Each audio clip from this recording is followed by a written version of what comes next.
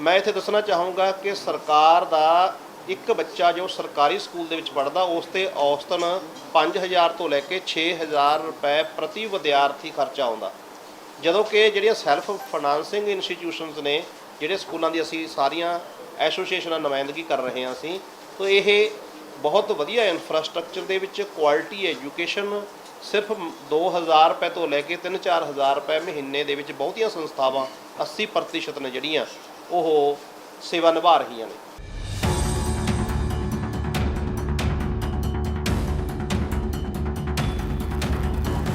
ਸੋ ਜਿਹੜੀਆਂ ਸੰਸਥਾਵਾਂ ਦੀ ਅੱਜ ਅਸੀਂ ਗੱਲ ਕਰਨ ਜਾ ਰਹੇ ਹਾਂ, ਇਹ ਸਾਰੀਆਂ ਸੰਸਥਾਵਾਂ CBSE ਨਾਲ ਐਫੀਲੀਏਟਡ ਨੇ। CBSE ਇੱਕ ਐਗਜ਼ਾਮਨਿੰਗ ਬਾਡੀ ਹੈ ਜਿਹੜੀ ਪ੍ਰੀਖਿਆ ਲੈਂਦੀ ਹੈ। 10ਵੀਂ ਅਤੇ 12ਵੀਂ ਦੀਆਂ ਪ੍ਰੀਖਿਆਵਾਂ CBSE ਵੱਲੋਂ ਕੰਡਕਟ ਕੀਤੀਆਂ ਜਾਂਦੀਆਂ। ਪਿਛਲੇ ਕਾਫੀ ਸਾਲਾਂ ਤੋਂ CBSE ਆਪਦੀਆਂ ਸੇਵਾਵਾਂ ਬੜੀਆਂ ਬਾਖੂਬੀ ਨਿਭਾਉਂਦੀ ਆ ਰਹੀ ਹੈ ਤੇ ਸੰਸਥਾਵਾਂ ਨੂੰ ਕਦੇ ਵੀ ਕੋਈ ਬਹੁਤੀ ਪਰੇਸ਼ਾਨੀ ਨਹੀਂ ਆਈ। ਪਰੰਤੂ ਜਿਵੇਂ ਹੀ ਇਹ ਕਰੋਨਾ ਕਾਲ ਬੜਾ ਸੰਕਟ ਦਾ ਸਮਾਂ ਸੀਗਾ ਸਮਾਪਤ ਹੋਇਆ, ਉਸ ਤੋਂ ਬਾਅਦ CBSE ਦੀਆਂ ਜਿਹੜੀਆਂ ਗਤੀਵਿਧੀਆਂ ਨੇ ਉਹ ਇਹੋ ਜਿਹੀਆਂ ਸਟਾਰਟ ਹੋ ਗਈਆਂ ਨੇ ਜਿਹਦੇ ਨਾਲ ਮਾਤਾ ਪਿਤਾ ਵੀ ਪਰੇਸ਼ਾਨ ਹੋ ਰਹੇ ਨੇ, ਸੰਸਥਾਵਾਂ ਵੀ ਬਹੁਤ ਪਰੇਸ਼ਾਨ ਨੇ।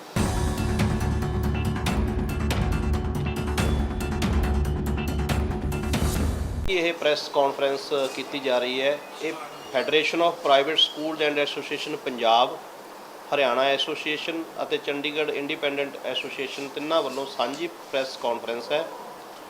ਤੇ ਇਸ ਪ੍ਰੈਸ ਕਾਨਫਰੰਸ ਵਿੱਚ ਜਿਹੜੇ ਸੰਸਥਾਵਾਂ ਦੀ ਅਸੀਂ ਨੁਮਾਇੰਦਗੀ ਕਰ ਰਹੇ ਹਾਂ ਉਹ ਸੰਸਥਾਵਾਂ ਨੂੰ ਅਸੀਂ ਸੈਲਫ ਫਾਈਨਾਂਸਿੰਗ ਇੰਸਟੀਟਿਊਸ਼ਨਸ ਕਹਿੰਦੇ ਹਾਂ। ਜਿਵੇਂ ਅਸੀਂ ਜਾਣਦੇ ਹਾਂ ਕਿ ਸਿੱਖਿਆ, ਸਿਹਤ, ਇਹ ਜਿਹੜੇ ਮੁੱਦੇ ਨੇ ਇਹਦਾ ਖਿਆਲ ਸਰਕਾਰਾਂ ਨੇ ਰੱਖਣਾ ਹੁੰਦਾ। ਜਿਹੜੀ ਸਿੱਖਿਆ ਦੇਣਾ ਜਿਹੜੀ ਪਹਿਲੀ ਜ਼ਿੰਮੇਵਾਰੀ ਹੈ ਸਰਕਾਰਾਂ ਦੀ। ਰਾਈਟ ਟੂ ਐਜੂਕੇਸ਼ਨ ਐਕਟ ਦੇ ਤਹਿਤ ਵੀ ਹਰ ਇੱਕ ਇੰਡੀਆ ਦੇ, ਭਾਰਤ ਦੇ ਬੱਚੇ ਨੂੰ ਲਾਜ਼ਮੀ ਅਤੇ ਕੁਆਲਿਟੀ ਐਜੂਕੇਸ਼ਨ ਦੇਣਾ ਸਰਕਾਰ ਦੀ ਜ਼ਿੰਮੇਵਾਰੀ ਹੈ। ਪਰੰਤੂ ਜਿਹੜੀਆਂ ਸੇਵੀ ਸੰਸਥਾਵਾਂ ਹੁੰਦੀਆਂ ਨੇ ਉਹ ਸਮੇਂ-ਸਮੇਂ ਸੁਸਾਇਟੀ ਦੇ ਵਿੱਚ ਅੱਗੇ ਆਉਂਦੀਆਂ ਨੇ ਅਤੇ ਜਿਹੜੀ ਕੁਆਲਿਟੀ ਐਜੂਕੇਸ਼ਨ ਇੰਸਟੀਟਿਊਸ਼ਨ ਖੜੀਆਂ ਕਰਕੇ ਸਰਕਾਰ ਦਾ ਇਸ ਕੰਮਾਂ ਦੇ ਵਿੱਚ ਹੱਥ ਵਟਾਉਂਦੀਆਂ ਨੇ। ਮੈਂ ਇੱਥੇ ਦੱਸਣਾ ਚਾਹੂੰਗਾ ਕਿ ਸਰਕਾਰ ਦਾ ਇੱਕ ਬੱਚਾ ਜੋ ਸਰਕਾਰੀ ਸਕੂਲ ਦੇ ਵਿੱਚ ਪੜ੍ਹਦਾ ਉਸ ਤੇ ਔਸਤਨ 5000 ਤੋਂ ਲੈ ਕੇ 6000 ਰੁਪਏ ਪ੍ਰਤੀ ਵਿਦਿਆਰਥੀ ਖਰਚਾ ਆਉਂਦਾ।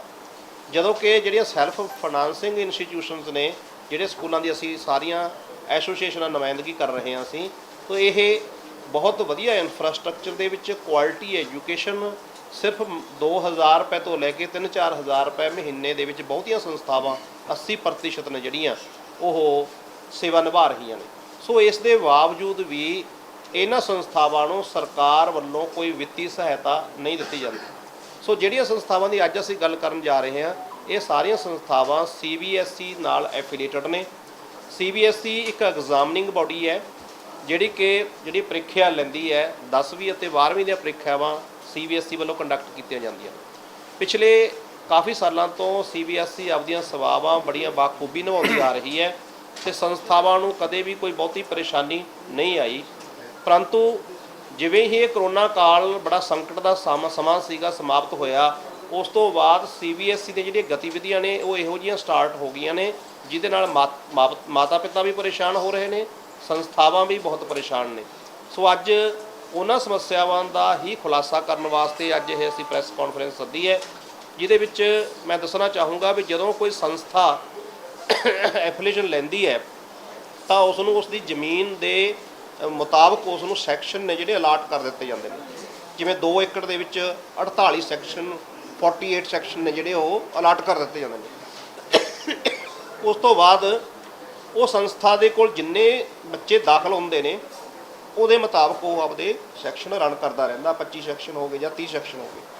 ਪਰੰਤੂ CBSE ਨੇ ਇੱਕ ਨਵਾਂ ਰੂਲ ਪਾਸ ਕੀਤਾ ਜਿਸ ਦੇ ਤਹਿਤ ਉਹਨਾਂ ਨੇ ਇਹ ਰੋਕ ਲਗਾ ਦਿੱਤੀ ਵੀ ਜਿਹੜੀ ਸੰਸਥਾ ਵਿੱਚ ਪਿਛਲੇ ਸਾਲ ਜਿੰਨੇ ਸੈਕਸ਼ਨ ਚੱਲਦੇ ਸੀ, ਭਾਵੇਂ ਉਸ ਸਕੂਲ ਕੋਲ 48 ਸੈਕਸ਼ਨ ਦੀ ਮਨਜ਼ੂਰੀ ਸੀ, ਉਹ ਚਲਾ 25 ਸੈਕਸ਼ਨ ਰਿਹਾ ਸੀ, ਅਜੇ ਉਹ ਹੋਰ ਵੀ ਸੈਕਸ਼ਨ ਚਲਾ ਸਕਦਾ ਸੀ। ਪਰੰਤੂ ਇਹਨਾਂ ਨੇ ਇਹ ਲਾਜ਼ਮੀ ਕਰ ਦਿੱਤਾ ਵੀ ਜੇਕਰ ਉਹ 26 ਸੈਕਸ਼ਨ ਸ਼ੁਰੂ ਕਰ ਰਿਹਾ ਤਾਂ ਉਸ ਨੂੰ 75,000 ਪਰ ਸੈਕਸ਼ਨ ਭਰ ਕੇ ਇਹ ਮਨਜ਼ੂਰੀ ਜਿਹੜੀ ਹੈਗੀ ਆ ਉਹ ਲੈਣੀ ਪਊਗੀ। ਸੋ ਇੱਕ ਇਸ ਦੇ ਨਾਲ ਜਿਹੜੀ ਪ੍ਰੋਬਲਮ ਸਮੱਸਿਆ ਸ਼ੁਰੂ ਹੋ ਗਈ, ਜਿਹੜੇ ਸਕੂਲਾਂ ਕੋਲ ਪਿਛਲੇ ਸਾਲ ਬੱਚੇ ਦਾਖਲ ਸੀਗੇ, ਅਗਰ ਕਿਸੇ ਕਲਾਸ ਦੇ ਵਿੱਚ 3 ਸੈਕਸ਼ਨ ਸੀਗੇ ਤੇ ਇਸ ਵਾਰ ਉਹ 4 ਹੋ ਗਏ ਤਾਂ ਉਹ ਇੱਕ ਸੈਕਸ਼ਨ ਕਿੱਥੇ ਜਾਊਗਾ। ਸੋ ਇਸ ਤਰ੍ਹਾਂ ਕਰਨ ਦੇ ਨਾਲ ਪੂਰੇ ਇੰਡੀਆ ਦੇ ਭਾਰਤ ਦੇ ਜਿੰਨੇ ਵੀ ਸੂਬੇ ਨੇ ਉਹਨਾਂ ਵਿੱਚ ਇਹ ਸਮੱਸਿਆ ਸ਼ੁਰੂ ਹੋ ਚੁੱਕੀ ਹੈ ਤੇ ਸਕੂਲਾਂ ਕੋਲ ਨਵੀਂ ਜਿਹੜੀ ਇਹਨਾਂ ਨੇ ਪਾਲਿਸੀ ਕੱਢੀ ਹੈ ਉਹਦੇ ਵਿੱਚ ਮਜਬੂਰ ਹੋ ਕੇ ਆਪਦੀ ਜਿਹੜੀ ਇਨਟੇਕ ਹੈਗੀ ਆ ਸੈਕਸ਼ਨ ਨੇ ਉਸ ਤੋਂ ਵੀ ਘੱਟ ਚਲਾਉਂਦੇ ਹੋਏ ਸਾਨੂੰ ਇਹ ਮਨਜ਼ੂਰੀ ਦੁਬਾਰੇ ਲੈਣੀ ਪੈ ਰਹੀ ਹੈ। ਸੋ ਇਸ ਤਰ੍ਹਾਂ ਦੀ ਜਿਹੜੀ ਸਮੱਸਿਆ ਹੈਗੀ ਹੈ ਇਹ CBSE ਵੱਲੋਂ ਬੜੀ ਗੰਭੀਰ ਸ਼ੁਰੂ ਕਰ ਦਿੱਤੀ ਗਈ ਹੈ, ਜਿਸ ਦੀ ਅਸੀਂ ਰੀਪ੍ਰਜੈਂਟੇਸ਼ਨ ਜਿਹੜੀ ਹੈਗੀ ਆ ਦਿੱਲੀ ਆਫਿਸ ਦੇ ਵਿੱਚ ਤੇ ਜਿਹੜੇ ਆਪਣੇ ਰੀਜਨਲ ਆਫਿਸ ਨੇ ਉੱਥੇ ਅਸੀਂ ਦੇ ਦਿੱਤੀ ਹੈ, ਪਰੰਤੂ ਅਜੇ ਤੱਕ ਉਸ 'ਤੇ ਕੋਈ ਵੀ ਸੁਣਵਾਈ ਜਿਹੜੀ ਹੈਗੀ ਆ ਨਹੀਂ ਹੋਈ। ਇਸੇ ਤਰ੍ਹਾਂ ਜਿਹੜੇ ਨੰਬਰ ਆਫ ਸੈਕਸ਼ਨਸ ਦੇ ਵਿੱਚ ਵਿਦਿਆਰਥੀ ਸਾਡੇ ਹੁੰਦੇ ਨੇ ਦਾਖਲ, ਇਹ 45 ਤੱਕ ਅਸੀਂ ਜਿਹੜੇ ਬੱਚੇ ਦਾਖਲ ਕਰਦੇ ਸੀ, ਕਿਉਂਕਿ CBSE ਸਾਨੂੰ ਅਲਾਓ ਕਰਦੀ ਸੀ 45 ਬੱਚੇ ਇੱਕ ਸੈਕਸ਼ਨ ਦੇ ਵਿੱਚ ਦਾਖਲ ਕਰਨ ਦੇ ਲਈ। ਤੇ ਉਹ ਬੱਚੇ ਲਗਾਤਾਰ ਸੰਸਥਾਵਾਂ ਵਿੱਚ ਪੜ੍ਹਦੇ ਆ ਰਹੇ ਨੇ ਤੇ ਜਿਹੜੇ ਸੈਕੰਡ ਸਟੈਂਡਰਡ ਤੋਂ ਲੈ ਕੇ ਫਸਟ ਸਟੈਂਡਰਡ ਤੋਂ ਲੈ ਕੇ 10+2 ਤੱਕ 45 ਬੱਚੇ ਹੈਗੇ ਨੇ ਸਕੂਲਾਂ ਕੋਲ। ਉਹਦੇ ਤੇ ਵੀ ਉਹਨਾਂ ਨੇ ਰੋਕ ਲਗਾ ਦਿੱਤੀ ਵੀ ਇਹ ਬੱਚਿਆਂ ਨੂੰ 40 ਕਰੋ 40 ਕਰੋ। ਹੁਣ ਜਿਹੜੇ ਸੰਸਥਾ ਵਿੱਚ ਉਹ ਬੱਚੇ ਪੜ੍ਹ ਰਹੇ ਨੇ ਉਹ ਬੱਚੇ ਕਿੱਥੇ ਜਾਣਗੇ। ਲੇਕਿਨ ਜਦੋਂ ਇਸ ਦਾ ਥੋੜਾ ਪ੍ਰੈਸ਼ਰ ਪਿਆ ਤਾਂ ਉਹਨਾਂ ਨੇ ਥੋੜੀ ਜਿਹੀ ਮੋਹਲਤ ਦਿੱਤੀ ਹੈ ਵੀ ਇਹ 2 ਸਾਲਾਂ 'ਚ ਇਹਨਾਂ ਨੂੰ 40 ਕਰੋ। ਸੋ ਇਸ ਤਰ੍ਹਾਂ ਵੀ ਸੰਭਵ ਨਹੀਂ ਹੋ ਸਕਦਾ, ਕਿਉਂਕਿ ਜਿਹੜੇ ਬੱਚੇ ਰਿਨੋਨਡ ਇੰਸਟੀਟਿਊਸ਼ਨ 'ਚ ਪੜ੍ਹ ਰਹੇ ਨੇ ਉਹ ਬੱਚੇ ਕਿੱਥੇ ਜਾਣਗੇ। ਸੋ ਇਹ ਦੂਜੀ ਸਮੱਸਿਆ ਜਿਹੜੀ ਹੈਗੀ ਆ ਉਹ CBSE ਵੱਲੋਂ ਸ਼ੁਰੂ ਹੋ ਚੁੱਕੀ ਹੈ। ਤੋਂ ਦੇਖਣ ਨੂੰ ਇਹ ਆ ਰਿਹਾ ਵੀ ਜਿਹੜਾ CBSE ਹੈ ਉਹ ਲਗਾਤਾਰ ਇਸ ਤਰ੍ਹਾਂ ਦੇ ਨੋਟਿਸ ਨੇ ਜਿਹੜੇ ਉਹ ਕੱਢ ਰਹੀ ਹੈ। ਸੋ ਇਸ ਦੇ ਨਾਲ ਥੋੜਾ ਜਿਹਾ ਸਾਨੂੰ ਲੱਗ ਰਿਹਾ ਵੀ ਇਹ ਵਪਾਰੀਕਰਨ ਹੋ ਰਿਹਾ, ਇੱਕ ਤਰ੍ਹਾਂ ਦਾ ਪੈਸੇ ਇਕੱਠੇ ਕਰਨ ਦਾ ਇੱਕ ਸਿਸਟਮ ਜਿਹੜਾ ਹੈਗਾ ਉਹ ਬਣਦਾ ਜਾ। नमस्कार जी, ये जो सिंह साहब ने हमने बताया आपको, मैं उसी को कंटिन्यू कर रहा हूँ। एक एग्जांपल के साथ करता हूँ कि जैसे किसी स्कूल के 10वीं के अंदर 3 सेक्शन है अभी और 9th में 4 सेक्शन है। जैसे वो अगले साल 4 सेक्शन, क्योंकि अभी 4 सेक्शन है, 10वीं 3 सेक्शन है, जैसे वो 10वीं में जाएंगे तो CBSE कहता है कि 3 सेक्शन लेंगे, अलाउ करेंगे, हम 4 सेक्शन नहीं करेंगे। पीछे से अगर 4 सेक्शन आ रहे हैं वो 3 सेक्शन पे आकर के वो कहते हैं 75,000 रुपये दे दो, हम अलाउ कर देंगे। इसका मतलब ये हुआ कि पैसे दे दें तो सेक्शन अलाउ हो जाते हैं, अगर हम पैसे ना दें तो चैलेंजेस है। हमने रिप्रेजेंटेशन दिया, सेक्रेटरी साहब से मिले, जो भी कंसर्न ऑफिसर्स हैं उनसे मिले। उस स्थिति के अंदर हमने एक ही चीज़ कही है कि पूरे ये प्रॉब्लम केवल हरियाणा, पंजाब या चंडीगढ़ की नहीं है, पूरे इंडिया की प्रॉब्लम है। और तमिलनाडु के अंदर भी हाई कोर्ट में लोग गए हैं, हम लोग भी कोर्ट में चैलेंज कर रहे हैं, पंजाब भी कोर्ट में चैलेंज कर रहे हैं, चंडीगढ़ भी चैलेंज कर रहे हैं, ताकि गवर्नमेंट के ऊपर इस बात का कहा जाए कि जो गलत है उसको करेक्ट किया जाए। और इसके साथ साथ मैं आपको बताऊं कि 1.5 एकड़ 2 एकड़ स्कूल चलाने के लिए CBSE कहता है कि 50 सेक्शन या 55 सेक्शन या 48 सेक्शन आपने स्टार्ट करने हैं। कोई नया स्कूल स्टार्ट करता है, जब स्कूल में 1.5 एकड़ की लैंड है, 48 सेक्शन चालू होने हैं, और उसके बाद जब नया स्टार्ट करता है पहले साल तो 48 सेक्शन हो नहीं सकते, उसके पास 30 सेक्शन है या 20 सेक्शन है। अगले साल स्ट्रेंथ बढ़ती है, नर्सरी क्लास में या किसी क्लास में एडमिशन बढ़ते हैं, 30 के 35 सेक्शन हो गए।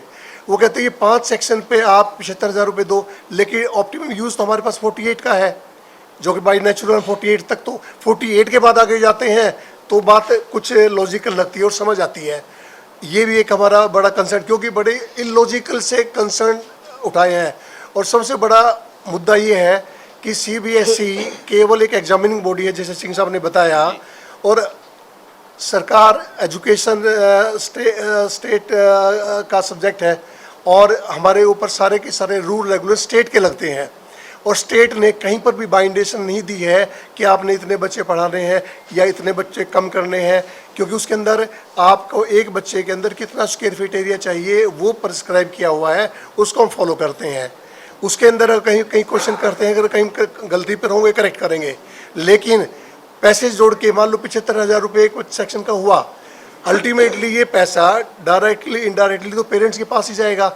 एक तरफ हम कहते हैं बच्चे के ऊपर, पेरेंट्स के ऊपर पैसे का बर्डन, आर्थिक बर्डन कम किया जाए, और दूसरी तरफ सरकार हमें मजबूर करती है, अदरवाइज पैसा कहीं और से तो आएगा ही नहीं, क्योंकि सारे के सारे स्ट्रक्चरिंग इस तरीके से हुई पड़ी है। तो उस बात को लेकर के हम तीनों संस्थाएं कोर्ट में भी जा रहे हैं, हमने केस तैयार कर लिया है। और तब भी अगर सीबीएसई नहीं मानती है, हमने तो यहाँ तक अभी वर्बली कहा है, लिख करके हम कहेंगे, अगर सीबीएसई, ये बात जो मैं कहने जा रहा हूँ ये बड़ी इंपॉर्टेंट है, सीबीएसई अगर हमारी इस बात को नहीं मानती है, हमारे कम से कम 3000 मेंबर हैं तीनों संस्थाओं के अंदर, हम सारे के सारे आईसीएसई में स्विच ओवर कर सकते हैं।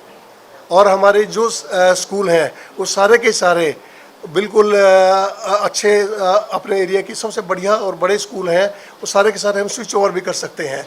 क्योंकि सीबीएसई के पास जब भी हम वो अगर हमसे कोई कहते भी क्वालिटी एजुकेशन के लिए आप ये काम करो, अब डमी स्कूल बने हुए हैं, उनको लेकर के हम कहते हैं आपके अटेंडेंस कहीं और स्कूल में चल रही है, बच्चा कोटा में पढ़ रहा है और नाम उसका ए स्कूल बी स्कूल में है, हम उसका विरोध करते हैं, उस बात को मेंशन करते हैं, उसका कोई कंक्रीट सॉल्यूशन सीबीएसई की तरफ से हमें नहीं मिल पा रहा है।